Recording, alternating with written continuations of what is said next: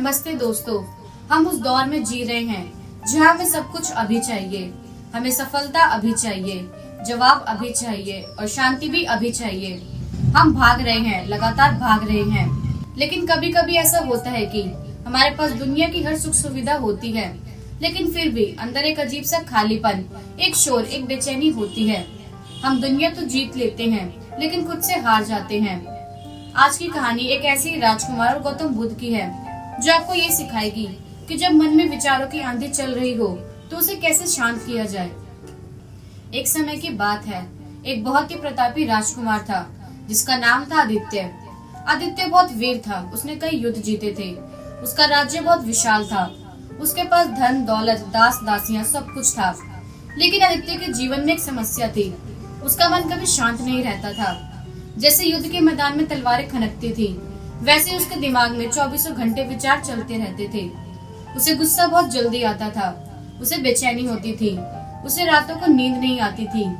उसे लगता था कि मैं इतना शक्तिशाली हूँ, मैं किसी को भी हरा सकता हूँ, तो मैं अपने मन को क्यों नहीं हरा पा रहा। उसने कई वैद्यों को दिखाया, कई तरह के मनोरंजन किए, लेकिन मन का शोर बंद नहीं हुआ।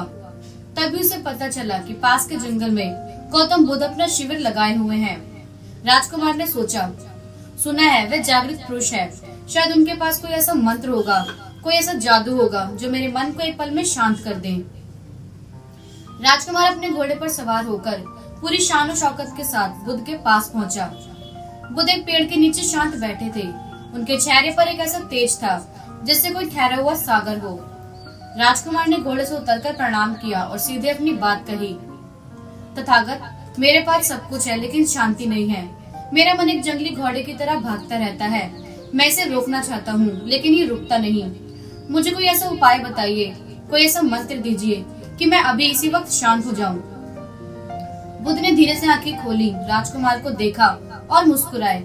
उन्होंने कहा, राजकुमार, शांति मिलेगी, लेकिन उससे पहले मेरे एक छोटा सा काम करना होगा। राजकुमार ने कहा, आज्ञा दीजिए, मैं आपके लिए पहाड़ भी खोद सकता हूँ। बुद्ध ने कहा, नहीं, पहाड़ नहीं खोदना, बस ये कमंडल लो। यहाँ से थोड़ी दूर एक झील है, मुझे प्यास लगी है।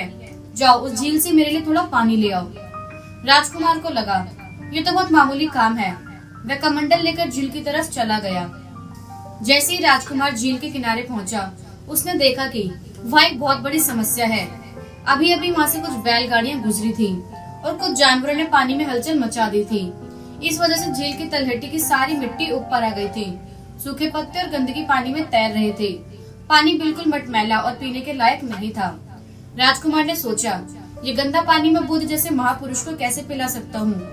वह खाली हाथ वापस लौट आया। उसने बुद्ध से कहा, तथागत, पानी बहुत गंदा है, वहाँ कीचड़ है, मैं आपके लिए कहीं और से पानी ले आता हूँ। बुद्ध ने कहा, नहीं, मुझे उसी झील का पानी चाहिए, तुम जाओ और पानी लेकर आओ। राजकुमार थोड़ा चिढ़ गया। उसे लगा कि बुद्ध उसकी बात समझ नहीं रहे हैं, लेकिन वह फिर गया। झील का पानी अभी भी गंदा था। वह फिर खाली हाथ लौट आया। बुद्ध ने उसे तीसरी बार भेजा। राजकुमार अब गुस्से में था। उसे लगा, ये सन्यासी मेरा समय बर्बाद कर रहा है। जब पानी गंदा है तो साफ कैसे होगा। लेकिन बुद्ध के आदेश का पालन करते हुए वह फिर से झील के किनारे जाकर खड़ा हो गया। इस बार राजकुमार को वहाँ थोड़ा इंतजार करना पड़ा। वह गुस्से में वही घास पर बैठ गया और पानी को घूरने लगा। काफी समय बीत गया। धीरे धीरे उसने एक चमत्कार देखा। जैसे जैसे पानी में हलचल बंद हुई, मिट्टी के भारीपन के कारण धीरे धीरे नीचे बैठने लगी और देखते ही देखते जो पानी थोड़ी देर पहले कीचड़ जैसा था, अब वह बिल्कुल साफ और कांच जैसा पारदर्शी हो गया था। राजकुमार हैरान रह गया। उसने साफ पानी का मंडल में भरा और दौड़ता हुआ बुद्ध के पास गया। उसने कहा, तथागत, देखिए, पानी साफ हो गया। ये कैसे हुआ। बुद्ध ने पानी पिया और राजकुमार को अपने पास बिठाया। बुद्ध ने राजकुमार के कंधे पर हाथ रखा और बहुत ही गहरी बात कही, राजकुमार, तुमने पानी साफ करने के लिए क्या किया। क्या तुमने पानी में उतरकर लड़ाई की। क्या तुमने मिट्टी को डंडे से मारा।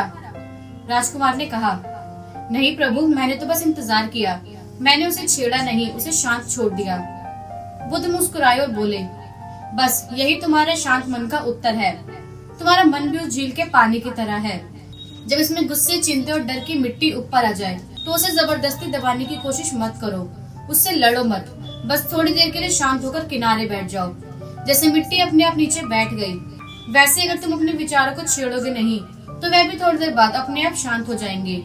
मन को शांत करना कोई काम नहीं है, मन को शांत करना बस एक ठहराव है। राजकुमार को उस दिन समझ आ गया कि उसे मन को काबू नहीं करना है, बस मन को देखने का धैर्य रखना है। दोस्तों, आज जब आप इस कहानी के बाद अपनी दुनिया में लौटेंगे तो याद रखिएगा, जब भी गुस्सा आए, जब भी बेचैनी हो, जब भी लगे कि दिमाग फट रहा है, तो कोई फैसला मत लीजिए, कोई प्रतिक्रिया मत दीजिए। बस उस राजकुमार की तरह झील के किनारे 2 मिनट शांत बैठ जाइए। कीचड़ को बैठने का समय दीजिए, पानी अपने आप साफ हो जाएगा। शांति कहीं बाहर से नहीं आएगी, वह आपके ठहरने से आएगी। तूफानों से लड़ने की जरूरत नहीं, बस अपने सब्र की कश्ती मजबूत रखना। लहरें खुद ब खुद शांत हो जाएंगी, तुम बस खुद को खामोश रखना।